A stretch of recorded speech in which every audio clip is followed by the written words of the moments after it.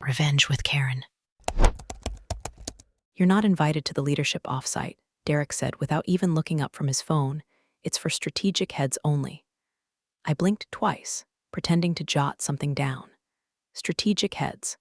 That was rich coming from a guy who once asked if quarterly earnings still happen 4 times a year. I just closed our division's biggest deal yet, $42 million net margin. That was after taxes and bonuses. We're the only vertical in the black this year. I didn't even bother defending myself. What was the point? The man thought PowerPoint slides generated themselves and referred to our CRM system as that Excel app. In that moment, I realized I wasn't just invisible, I was inconvenient.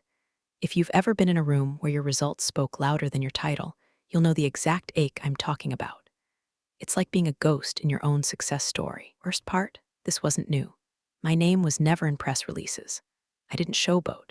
No ping pong tournaments or thought leadership podcasts. Just 8 years of building the engine while the boys raced in circles, honking the horn. And hey, before we get too deep in the chaos, can I ask you one small thing? If you're listening and you like these kinds of stories where the quiet ones win big and the loud ones fall hard, click that follow button and give this story a like. Keeps the stories coming, and honestly, it keeps the team caffeinated and just petty enough to keep digging for more endings like this one. All right, back to it. I'd been working there since before the first acquisition, before the rebrand. Hell, before we even had a proper HR department, and the CTO was just a guy in flip-flops who couldn't grow a full beard. Back then, our old CEO, James, ran things like a submarine. Tight, precise, quiet. Wasn't flashy, but he knew who built the machine, and he trusted me to build mine. My division focused on mid-market logistics, nothing sexy. But it printed money, predictable, optimized, obsessively fine-tuned. Every quarter, I'd send in my report, hit my numbers, train my team, and go home. I didn't want more. I just wanted the walls to stay up and the clowns to stay out. Then came the post-acquisition shake-up. James was out, the golden parachute, and an NDA the size of a novella. In his place, a new visionary CEO fresh off some glittery IPO where he took credit for someone else's code. Derek, tall, square-jawed, jargon-heavy. The kind of guy who turned team meetings into theater. He brought in his own entourage, brand revitalizers, growth hackers, and one guy whose entire job seemed to be holding an iPad and nodding. I watched as departments were gutted. Sales turned into a social media think tank. Customer support got outsourced to a chatbot named Lily that couldn't distinguish between a billing error and a fire. Meanwhile, our division, still the only one actually making a profit, was labeled legacy operations, which, in Derek speak, meant boring. I didn't push back. I just did what I always did, delivered. Quietly, precisely. With spreadsheets that could slice a diamond. Q4 came in 18% over projections. We outperformed the entire enterprise software wing by 400%. I walked into the exec sync with the numbers in a neat 10-slide deck and handed out printed reports, color-coded, annotated, bulletproof. Derek flipped through the first 2 pages, then dropped it on the table like it burned him. "This is great, Ashley," he said with a smirk, "but what's the story? Where's the narrative? This isn't Netflix." Netflix. I remember thinking, is he asking for plot twist in a revenue report? Instead of asking follow-ups, he pivoted. Literally, he spun on his heel and launched into a monologue about vision-driven verticals, complete with a metaphor about sharks and momentum. Then he announced the reallocation of our budget to fund a new AI branding initiative. He called it Project Lumos, like a spell from Harry Potter. I wish I were joking. My team lost our top analyst, half our dev resources, and our budget buffer in less than 15 minutes. Just like that, the oxygen got sucked out of the room. And me, I just nodded, took back my report, packed up my laptop. But that night, I unlocked a drawer in my home office and pulled out a manila folder. Inside, an amendment, co-signed by Robert, our lead investor. Dated 9 months earlier, back when cash flow was tighter than a drum, and I'd been the only one still closing multi-million-dollar retainers. It wasn't fancy. Just 3 paragraphs buried in a stack of dry legalese. But paragraph 9B, that one had teeth, quiet ones. I smiled, not because I wanted revenge, but because sometimes the foundation remembers who laid the bricks. The first sign Derek was allergic to substance came during our first scheduled one-on-one. It was supposed to be a 30-minute session to align on objectives. I showed up early because that's what adults do. His assistant breezed past me with a to-go green juice, looked up from her phone, and said, oh, he had a conflict.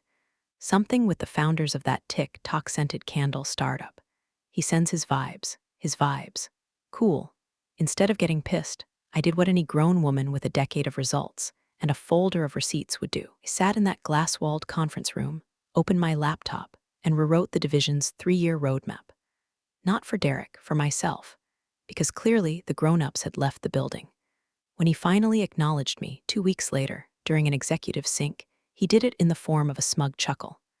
I just finished presenting our quarterly metrics, along with a 5-slide roadmap that mapped projected revenue against shifting market demands. Derek leaned back, drummed his fingers on the table, and said, that's adorable. But let's talk about disruption. Real disruption. Because trucks and warehouses don't get you on the cover of Founders Weekly, Ashley. The room laughed, awkward and delayed, like they were waiting to be sure it wasn't a trap. My face didn't move. I kept my eyes on the last slide, an earnings projection that had our division single-handedly carrying the bottom line through Q3 of next year. But trucks and warehouses? Apparently, not sexy enough. The next morning, an email hit inboxes at 7:02 a.m. Subject line, Project Lumos Initiative, Reallocations and Realignment. In short, Derek was redirecting funds from legacy verticals, us, to spin up a brand engagement strategy powered by AI-generated market sentiment overlays. Whatever the hell that meant. The body of the email read like someone fed a thesaurus into a smoothie blender, talked about redefining narrative architecture and phasing out operational stasis. Translation: my team just got gutted so he could chase clout on social media. We lost 2 senior analysts, 3 devs, and our back-end consultant, who, fun fact, also happened to be the architect of our margin optimization model. That model alone had saved the company $3.2 million over the past 5 quarters. Gone. Wiped out in one click. Derek's version of innovation. Take what works, starve it, then call it outdated. I didn't complain. I didn't cry in the bathroom or spiral into Slack DMs. I just opened my personal Dropbox, created a new folder labeled Insurance, and downloaded a copy of our original team charter, the one signed off by James, our previous CEO, and co-signed by legal. It included detailed breakdowns of team responsibilities, proprietary workflows, implementation protocols. Nothing classified, just irreplaceable. Then I started backing up our documentation. Clean copies, version history, audit trails, not because I planned to use them, but because people like Derek don't read paper trails. They assume everyone before them was incompetent, and that consequences are for people who don't throw TED-adjacent buzzwords around in 48-point font. By Friday, I noticed he'd changed the name of our internal team folder from Strategic Logistics to Ops Legacy Sunset. Sunset, like we were a dying app or a recalled blender. When my team asked what it meant, I said, it means we get to work without him watching. It became a joke. Whenever someone shipped a deliverable that quietly saved another department's ass, we'd say, another win from the Sunset crew. But it wasn't really funny. The humiliation wasn't loud. That's what made it worse.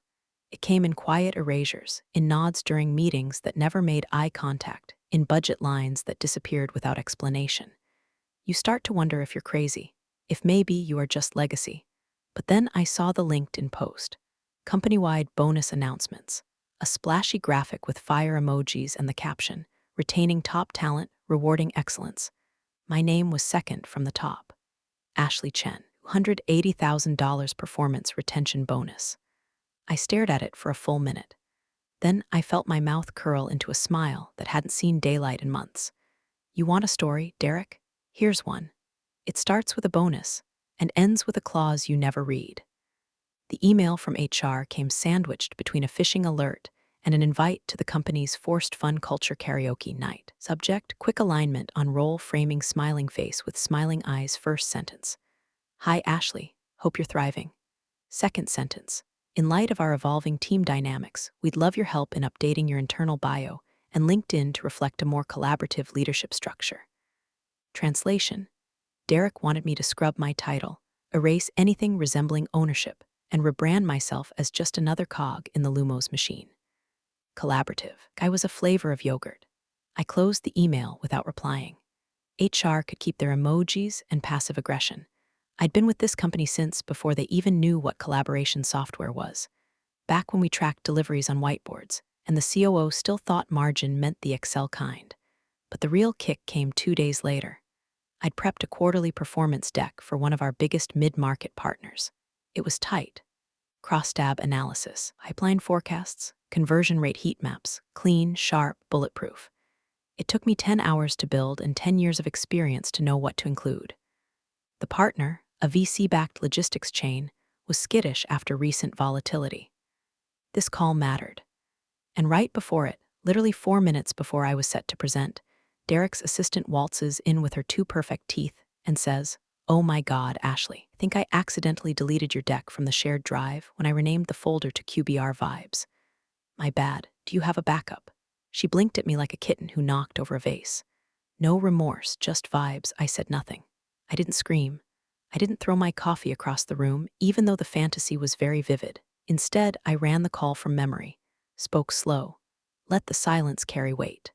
The client signed the renewal anyway, but I saw it. Way Derek smirked in the corner of the call, sipping that lemony swamp water he pretends is juice.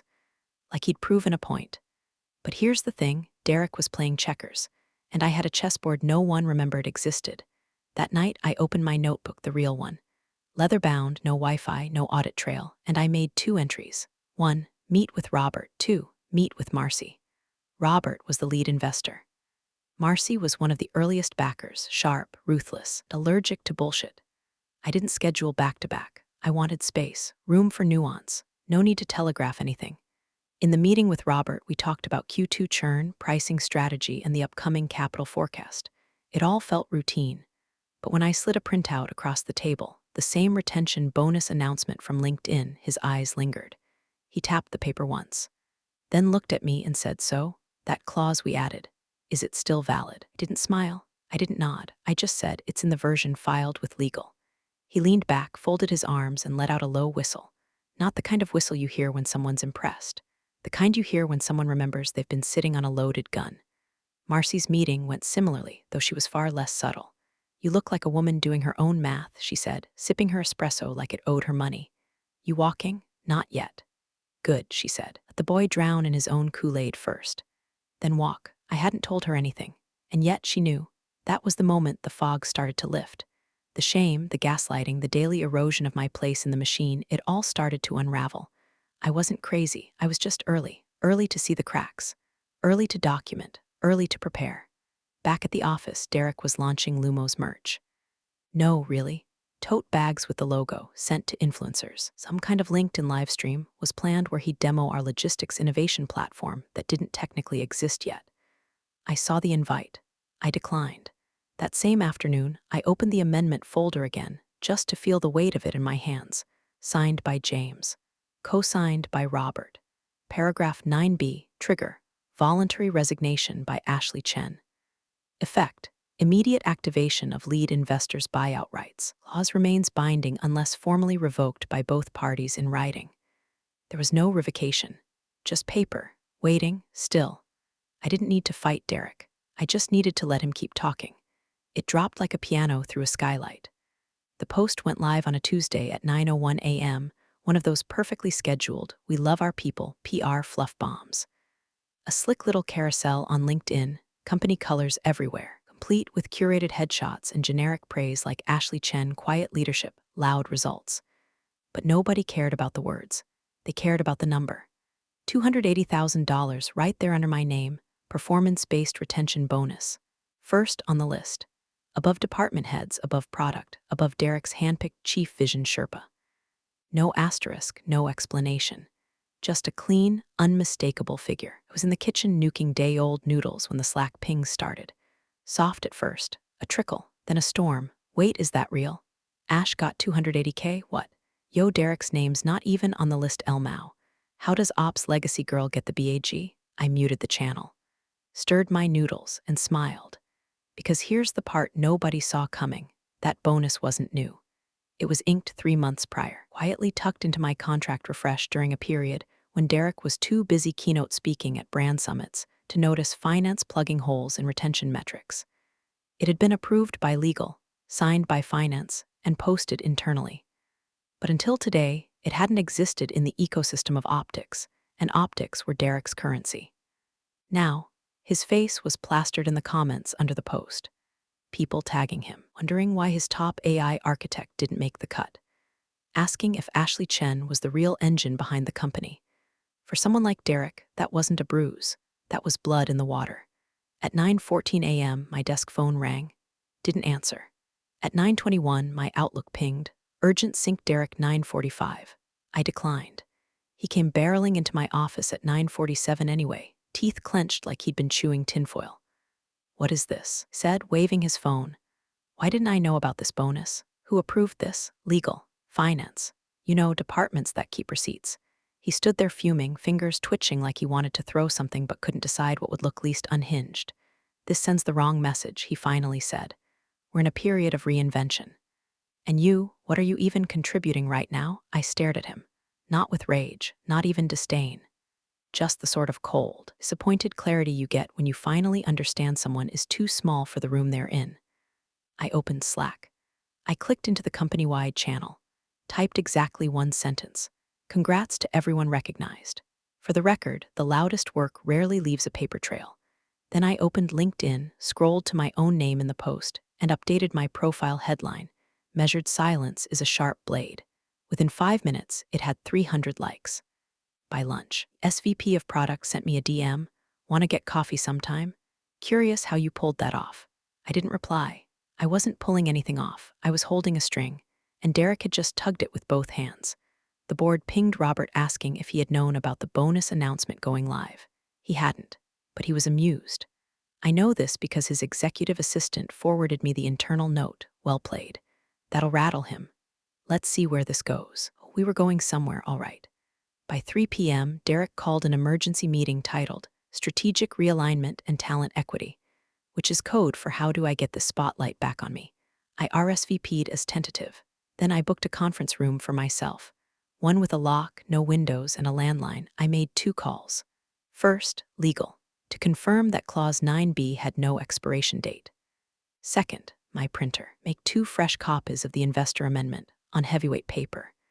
Because if Derek wanted a show, I'd give him an ending they'd talk about at every offsite for the next decade. The hallway was too quiet. That's the first thing I noticed. Usually, it buzzed, passive-aggressive Zoom mutterings, fingers clattering on keyboards, the microwave beeping out someone's half-forgotten oatmeal. But today, just silence, like the building knew something was about to snap. Came the footsteps. Not rushed, not stomping, but deliberate, heavy, coming closer. I didn't even look up when Derek appeared in my doorway. His face was the color of a microwave tomato, veins twitching in his neck like they were trying to escape first. Boardroom. Now, that was it. No hello, no context. Just 2 words, sharp and hot and brittle. I clicked save on my screen, closed my laptop, opened the drawer where I'd kept 2 documents for this exact moment. The first, my resignation letter, dated, signed, and notarized because I don't do messy exits. The second, the investor amendment, the original copy signed by James and Robert with a wet signature from legal. The one with Clause 9B, the one Derek didn't know existed. I placed both documents into a slim black folder, zipped it shut, and stood. Halfway out the door, I felt a gentle hand on my elbow. It was Nina, our senior analyst. Sharp as hell, ran most of our churn models without breaking a sweat. She glanced down at the folder in my hand, eyes wide. "You're not going to give it to him, are you?" she whispered. "No," I said quietly. "Not him." She didn't say anything else. Just nodded once, like a soldier watching the general walk toward the last stand. The boardroom door was already open. Eric was pacing inside like a shark that couldn't find a kill shot. The COO sat stiffly at the end of the table, flipping through an iPad with a forced frown. Robert, our lead investor, was already seated, legs crossed, watching the chaos like a man at the opera. There was even a cup of tea in front of him, not coffee. Tea, steeped, calm, patient. I stepped inside, walked past Derek without so much as a nod, and took the seat beside Robert. Derek didn't sit. Of course he didn't. He just barked, "We need to talk about this," holding up his phone with the LinkedIn post still glowing on the screen. "Do you have any idea the optics this creates? We're trying to position Lumos as the future, and now half the company thinks our legacy division runs the show." I placed the folder on the table, opened it slowly. No theatrics, just motion. Deliberate, silent. Derek didn't notice. He was still ranting. "People are DMing me asking why I didn't make the bonus list. Do you know how insane that is? I'm the CEO, not you. You're a relic of a department that was supposed to be sunset. I slid the resignation letter across to Robert without breaking eye contact with Derek. He finally stopped pacing, blinked. Wait, what is that? Robert unfolded the letter and began reading. Slowly. His eyebrows didn't move. His breathing stayed even, but a small, mistakable curl touched the edge of his lips. Not joy, not gloating, just recognition. Derek reached for the paper. Let me see that. Robert raised a hand without looking at him. You'll get your copy. The room went still. The only sound was the hum of the HVAC above us, whispering stale air into a room full of barely contained combustion. Robert placed the letter on the table in front of him, then looked at me and said, "Is there anything else I should be aware of, Ashley?" I nodded once, reached back into the folder, pulled out the second document, the amendment, the one that mattered. I placed it next to the resignation. Robert leaned in. His eyes scanned the text like a man rereading something he already knew by heart. Then he said, Clause 9b. The words hung in the air like a match held over gasoline. Derek blinked. Clause what? I finally spoke. The one that activates your buyout, writes if I resign. On file since February. The COO's iPad dropped to the table with a soft clatter. Derek's face went blank, not angry, not indignant, just confused, like someone swapped the language in his teleprompter. That's not real, he said, almost to himself. That's not enforceable. Robert tapped the paper with one finger. Signed, witnessed, filed, still binding. Derek looked around the room like it might change shape and give him an escape hatch. No one moved. Leaned back in my chair, folded my hands, and stared straight through him.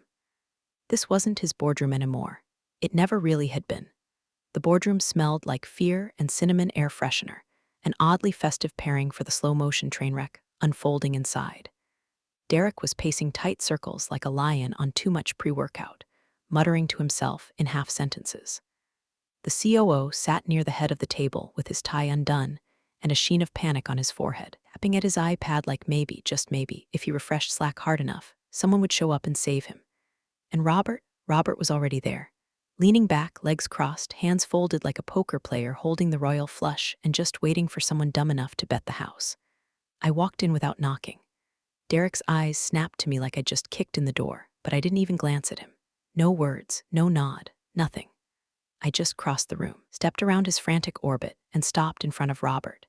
He didn't rise, just looked up at me with that same unreadable calm he'd perfected over 3 decades of watching egos collapse under the weight of their own delusions. I unzipped the slim black folder I'd been carrying, pulled out the letter, crisp white paper, my signature in blue ink. I placed it in front of him, centered, clean. Robert took his time unfolding it, smoothed the crease with one hand. Read it, silently. That silence stretched long enough for Derek's brain to catch up, and when it did, he scoffed. Loud, performative, like a man trying to turn panic into confidence through sheer volume. Oh, come on, he barked, throwing his hands up. She thinks you can stop this with a resignation letter. Really, Ashley? You've had a vendetta against me since I got here. This is just another stunt. Still, I said nothing. Robert didn't look at him, didn't flinch. Just kept reading, line by line, paragraph by paragraph, until he hit the bottom. Then he smiled. It wasn't warm, it wasn't cruel, it was the smile of inevitability. The kind that says, I knew this day would come, and you've just handed me the keys. Derek's pacing stopped. He blinked hard the way people do when their internal script has no more lines. The color drained from his face like someone pulled the plug on his Wi-Fi. What the hell are you smiling about? He asked, but his voice cracked on the last word. Robert finally looked up, folded the letter in half, then into quarters, and slid it into the inside pocket of his jacket like it was a hand-delivered prophecy. Then he said it, just 4 words. Clause 9b is active. The air pressure in the room changed. I swear to God, even the fake plants leaned in. The COO let out a noise that was either a gasp or a hiccup. Derek looked between the two of us like he'd walked into a play halfway through and realized he wasn't the lead, hell, he wasn't even in the cast. You're bluffing, he muttered, reaching for his phone like the clause might disappear if he just scrolled fast enough. But Robert didn't bluff. He turned to the COO. Do you have legal on standby? The COO nodded slowly. Why, yeah, general counsel's on call. Why? Robert leaned forward. Because we'll need them to read the amendment aloud, preferably in front of the board. Derek opened his mouth, closed it, opened it again, then turned to me, eyes wild. You think this makes you look smart, walking out right when we're scaling up? You just made yourself unemployable. No one wants a poison pill, Ashley. I tilted my head, finally meeting his gaze for the first time all day. You know what's funny about poison pills, Derek? I said softly. Only the people who try to swallow something they didn't build choke on them. He stepped back like I'd slapped him. Robert turned to me again, voice even. We'll process the letter effective immediately. I nodded. Do you want to stay for the rest? I shook my head. No, I've said everything I needed to, and I had, because this wasn't just a handoff. It was a handover of control, of leverage, of silence weaponized at exactly the right moment. And Derek was finally realizing that the loudest man in the room wasn't the one holding the power. It was the quiet woman who just walked out with the fuse already lit. The chair creaked slightly as Robert leaned forward, the only sound in a boardroom, so quiet you could hear the fluorescent lights buzz overhead. He placed his fingertips together, elbows on the table, and said it like he was reciting the weather. Per Clause 9b, her resignation activates my buyout option. Was it no anger? No pomp, just fact. Clean, sharp, surgical, across from him, Derek blinked like someone had just flipped the gravity switch and his brain hadn't caught up yet. His mouth opened, closed, then opened again. That's not enforceable, he finally muttered. No way, that clause was buried. It wasn't ratified in the acquisition. It was, Robert said, pulling a document from his briefcase with the casual grace of a magician, revealing the final card. H4, filed with the amendment package last February. James signed, legal witnessed, still in effect. He slid the document across the table like he was handing over a menu. The paper was pristine. Blue ink, corporate letterhead. Signature lines so clean you could frame them. The COO reached for it, skimmed it, then turned a pale shade of off-white. Derek didn't touch it. Instead, he turned toward the GC, General Counsel, just stepped into the room like she'd been summoned by ritual. You've got to be kidding, he snapped. You knew about this? She didn't flinch. Just adjusted her glasses and began reading the clause aloud. In the event of voluntary resignation by Ashley Chen, the lead investor is granted immediate buyout rights under Section 14.2a without requiring board vote or executive approval. Clause remains active unless nullified in writing by both parties. She looked up, it's binding and current. Derek looked around, wild-eyed, searching for anyone to object, to call foul, to hit undo, but the board, silent, still. Most didn't even look at him. A few just leaned back in their chairs, clearly already making mental notes for what came next. You could practically hear them thinking, we should have seen this coming. Because the truth was, Derek's house of cards had always been propped up by bluster and linked in quotes. Oh, bedrock, no memory, just flash. And now? The one woman who had the memory, the receipts, the quiet leverage was gone. But her shadow was still in the room. And in that moment, I didn't feel triumphant. I didn't feel smug or victorious. I just felt still, balanced. Because this wasn't revenge. It was gravity. The clause had been drafted in a dry legal meeting no one remembered, during a cash flow crunch most people had already forgotten. It was never meant as a trap, just a safeguard, a mechanism of trust. But Derek had never trusted anyone, and he never read the paperwork. So now, as he stood there with sweat beading under his collar and panic clawing behind his eyes, he realized the worst truth of all. This wasn't a betrayal. This was a choice he made, one blind dismissal at a time. Robert leaned back, his voice calm as ever. I'll begin drawing up the restructure papers this afternoon. Clause activates full discretion over executive leadership. You'll be briefed on your transition plan by end of week. Derek sputtered. You can't just I can, Robert said flatly, and I am. The COO exhaled sharply, rubbed his temples, and murmured, God help us. But I didn't need help, not anymore. I had my silence. I had my paper. And now, finally, I had the room, not to speak, but to watch it shift. Robert didn't raise his voice. He didn't stand, didn't even bother clearing his throat. He just said, effective immediately, I'll be exercising the buyout. No gasps, no dramatics, just stunned inertia. Like the air in the boardroom had thickened and nobody wanted to be the first to breathe it in. I'll begin a formal restructuring of executive leadership. Legal will circulate the terms within the hour. All standing decisions will be paused pending review. You could see it hit Derek in waves, first confusion, then panic, then that special brand of corporate desperation that smells like sweat and stale ambition. He pushed himself up from his chair, clutched the edge of the table like it might anchor him to something solid, and laughed. Loud, false, sharp at the edges. Okay, I get it. Power play, it's cute. But look, Ashley didn't mean to resign. This is clearly performative, some kind of stunt. He turned to me like I was a reluctant stage prop, waiting for my cue to confirm his delusion. Right, Ash, you're trying to make a point. We can talk this through. Let's sit down, I said nothing. Instead, I reached into my bag, pulled out two objects, my company-issued phone and my badge. I set them on the table, not with force, not with flair. Just gently, precisely, like I was returning tools after finishing a job. A job well done. Derek stared at them like they were explosives. She's bluffing, he said, but his voice was thinner now. You don't just walk away, not from this level. This kind of capital I did, I said softly. First time I'd spoken since entering the room. The GC didn't look up from her notes. She just scribbled a timestamp and muttered, noted for record. Robert nodded, businesslike, it's done. Derek looked to the board for rescue. One by one, they avoided his eyes. One leaned forward to check their watch. Another stared deeply into the lid of their coffee cup like it held the answers to life.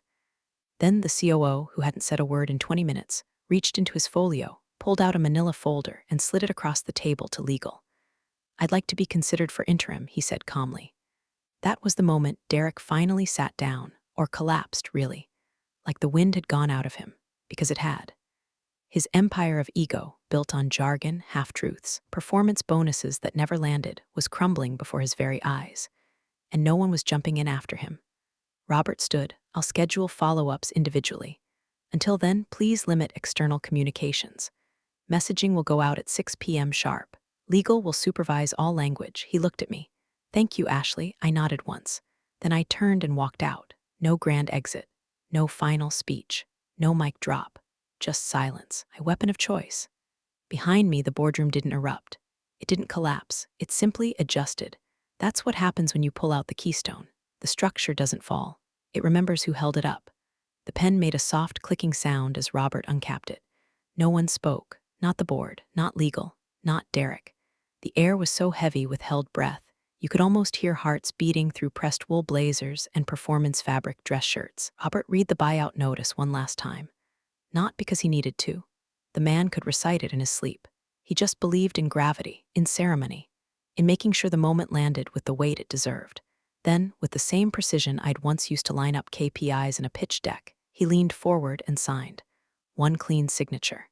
And just like that, Derek's kingdom evaporated. Robert folded the paper in half, then again into quarters. Not rushed, not showy, just deliberate. When he looked up, his eyes locked on Derek. He didn't shout, he didn't sneer, he didn't gloat. He just said, "Congratulations.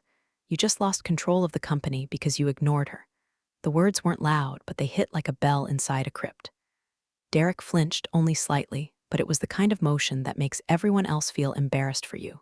He didn't move. Just stood there, frozen. He was trying to rewind reality by sheer force of will. His face, once red and furious, was pale now, not with rage, but with understanding. The kind of understanding that comes too late. Across the table, one of the board members gathered their notes. Another coughed and checked their phone. No one would say it out loud, but they were already adjusting their internal org chart, removing one name, elevating another. The chair I'd been sitting in creaked softly as I stood. No farewell speech.